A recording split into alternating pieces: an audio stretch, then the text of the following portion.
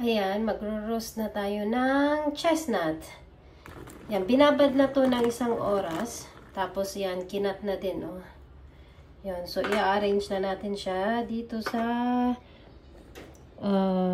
oven pan.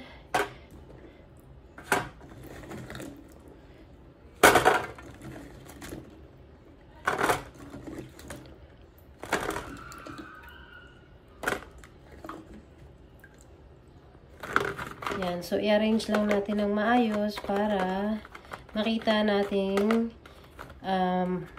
bubuka siya mamaya pag luto na. Yan, pinataas ko yung yung mga may cut para madaling makita.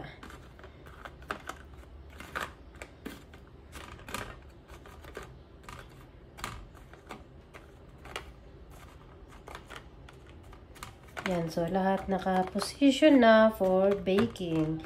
Tapos, i-bake natin to ng 25 to 30 minutes. Yan. Nag-preheat na din ako ng oven.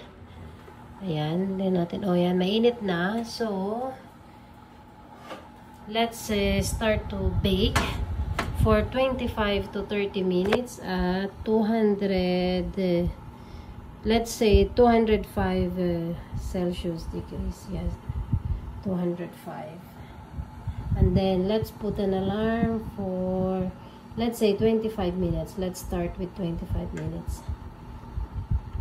And then we can check time to time para lang makita natin kung ano ang sitwasyon niya sa loob, kung magka-crack na ba siya.